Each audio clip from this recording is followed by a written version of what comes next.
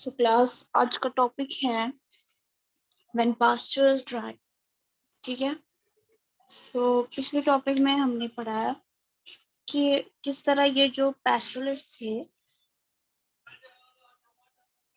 उनको अलग अलग चीजों का सामना करना पड़ता है, और सिर्फ इंडिया में नहीं, हमने दूसरे कॉन्टिनेंट के बारे में भी देखा, लाइक अफ्रीका। तो उन्हीं में से एक कम्युनिटी के बारे में हम पढ़ रहे हैं, दैट इज मसाई। ठीक है। सो मसाई के लोगों के बारे में हमने पढ़ा कि किस तरह बॉर्डर्स क्लोज किए गए और उनकी मूवमेंट पे बैन लगा दी गई। किस तरह उन्हें सेवेज माना जाता था, डेंजरस माना जाता था, तो एक तरह की प्रेजुडिस उन पे लगाई जाती थी। और किस तरह यूरोपियंस ने पैस्टोरलिस्ट जो थे उनका आना जाना बंद कर दिया था, और वो वाइट कॉलोनीज में ठीक से काम भी नहीं कर सकते थे, जबकि वो जो वाइट पीपल थे उनको उनकी जरूरत होती थी एज अ लेबर वर्क। ठीक है। सो व्हेन पास्चर्स ड्राई, तो जब ये जो पास्चर्स है, जो गिने चुने चराई जमीन उनको मिली थी, तो वो जब खुश्क पड़ गए तब क्या हुआ। सो जब सूखा पड़ गया तो जो पास्टोरलिस्ट थे उनकी लाइफ काफी हद तक इफेक्ट कर गई, क्योंकि रेन जो है वो फेल होती जा रही थी। मतलब बिल्कुल भी बारिश नहीं पड़ रही थी, पास्चर्स ड्राई होते जा रहे थे, और कैटल्स जो है, जो मवेशी है, उनके लिए ना कुछ फुडर बचा था, घास फूस बिल्कुल भी नहीं बचा था। तो अब वो फाके हो रहे थे, यानी कि अब उनको फाके लग रहे थे, स्टार्व कर रहे थे वो लोग। तो जब तक कि वो मतलब दूसरे एरिया में शिफ्ट हो जाए जहाँ पे उनको फॉर्ज अवेलेबल हो, मतलब फुडर अवेलेबल हो, तब तक वो जो मवेशी होते थे वो खत्म हो चुके होते थे। दैट इज वाई ट्रेडिशनली उनका क्या होता था, नोमैडिक। यानी वो ट्रेडिशनली उनकी जो जात है वो नोमैडिक इसलिए होती है ताकि जब भी उनको लगे कि केटल्स के लिए कुछ भी नहीं बचा है, कोई खाना नहीं बचा है, तो वो मूवमेंट करते थे। दैट इज वाई वो लोग एक जगह से दूसरी जगह चले जाते थे। और नोमैडिज्म से ही उनका जो और बुरी कंडीशन में या क्राइसिस, ये जो ड्रॉट वगैरह आते थे, उन कंडीशंस को वो अवॉइड करते थे। ठीक है। सो लेकिन ये जो कॉलोनियल पीरियड जैसे ही आ गया, तो इनकी जो मूवमेंट थी वो कन्फाइनड थी। ठीक है। उन्हें बिल्कुल भी मतलब एक जगह से दूसरी जगह नहीं जाते थे, वो रिजर्व रहते थे, ना वो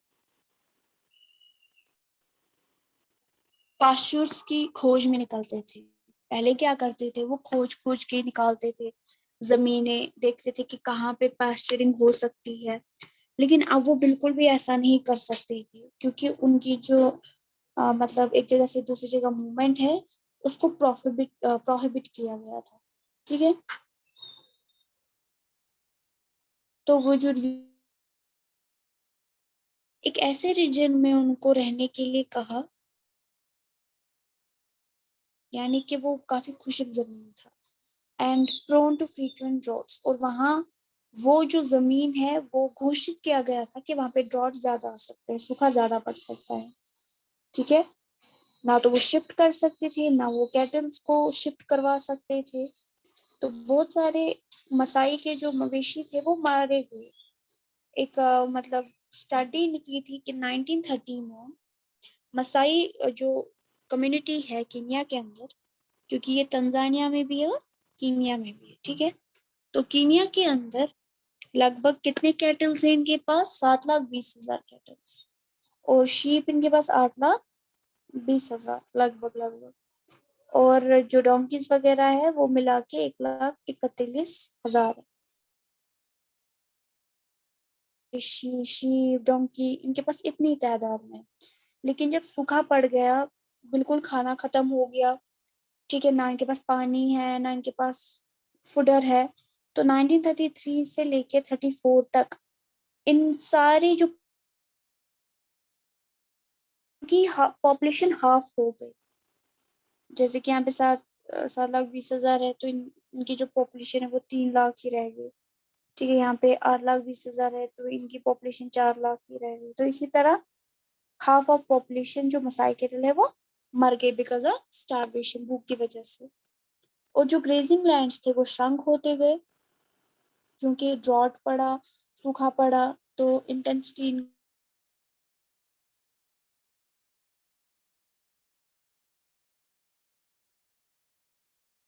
यानी जो गिने चुने होते थे उनके पास लैंड, वो बिल्कुल ही श्रंक हो गए। उसके बाद जो फ्रीक्वेंट ईयर्स थे वो काफी मतलब डिक्लाइन होते गए, एनिमल स्टॉक जो पैस्टोरलिस्ट का था वो काफी डिक्लाइन होता गया। बहुत सारे मतलब दुखों का सामना करना पड़ा मसाई बसाई कबीले को, ठीक है। लेकिन हर एक इक्वली इफेक्ट नहीं हुआ। मतलब ये जो मसाई के लोग थे, इनमें से भी मतलब कुछ लोग ऐसे थे जो कम इफेक्ट हो गए और कुछ ज्यादा इफेक्ट हो गए, क्योंकि इनकी जो ये कैटेगरीज थी इनको सोशली कैटेगराइज किया गया था मसाई लैंड। जैसे कि अफ्रीका में सारे मसाई जो थे वो इक्वली पैस्टोरलिस्ट इक्वली नहीं थे, या जो इफेक्ट मतलब अफेक्शन की जो सिचुएशन थी कॉलोनियल पीरियड में, जो भी सिचुएशन देखने को मिली वो सारे मसाई के लोगों को देखने को नहीं मिली। कुछ मसाई के लोग अलग थे, कुछ अलग थे। मतलब कि इनको दो सोशल ग्रुप्स में डिवाइड किया गया था, एल्डर्स और वॉरियर्स, ठीक है। वॉरियर्स कौन होते थे? यंगस्टर्स, जो नौजवान होते थे, ठीक है। और उनकी जिम्मेदारी होती थी, मेनली वो जो रिस्पॉन्सिबल होते हैं वो कबीले की प्रोटेक्शन, लड़ना वगैरह, ठीक है। एल्डर्स होते थे, इसमें ज्यादा एजेड लोग होते थे, सीनियर सिटीजन होते थे, ठीक है, जो काफी बड़े मतलब बुजुर्ग अबव 50s वगैरह होते थे। तो वो उनका काम क्या होता था? किसी भी मसले को सुलझाना, मीटिंग्स वगैरह करना, ठीक है, फैसले सुनाना। तो ये जो वॉरियर्स होते थे ना, इनका काम क्या होता था? बचाना, क्योंकि इनकी कैटल के ऊपर रेड्स होते थे, ठीक है। तो दूसरी कम्युनिटीज से जो लोग आते थे वो कैटल्स के ऊपर रेड करते थे, चुराते थे कैटल्स। तो कैटल्स इनकी वेल्थ थी सोसाइटी की। सो आपस में रेड्स करवाना, फिर मतलब एक तरह के ग्रुप्स बनाना, और इसी तरह ये जो ग्रुप्स बनाए जाते थे, जो भी रेड करता था, कैटल्स लेता था, ठीक है, और वो पावरफुल माना जाता था। जो जिसके पास जितने कैटल्स होते थे वो उतना ही पावरफुल माना जाता। वॉरियर्स होते थे इसमें सारे यंगस्टर्स होते थे, ज्यादा यंग मेंबर्स ही लिए जाते थे। और इनका काम यही होता था कि पेस्टोरल ग्रुप्स को रेड करना या पार्टिसिपेट करना वॉर के अंदर, या रेड से इनको बचाना, ठीक है। सो ये जो मतलब अफेयर्स है एडमिनिस्ट्रेटर ने, इनकी अपनी एक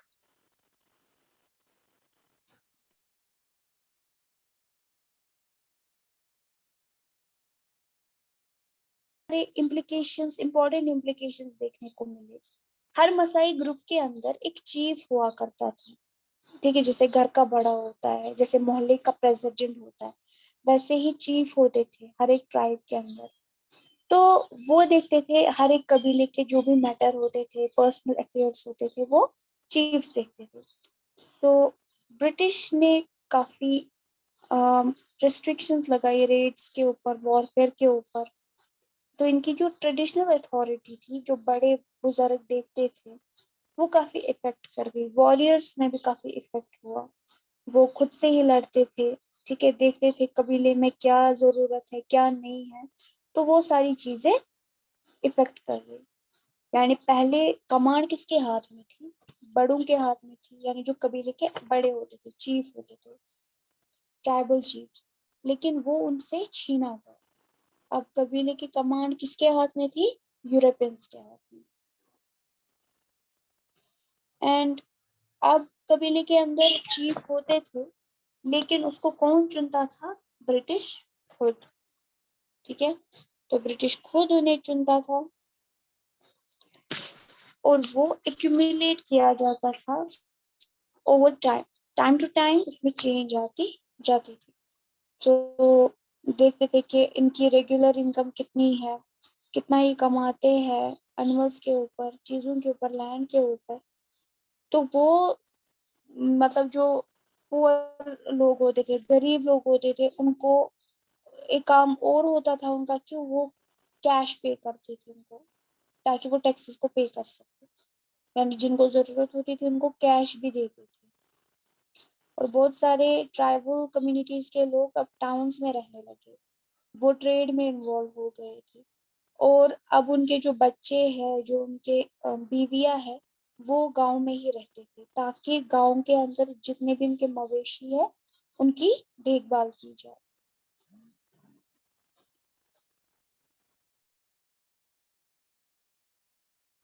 और ये जो चीफ्स होते थे, ये मैनेज करते थे, मतलब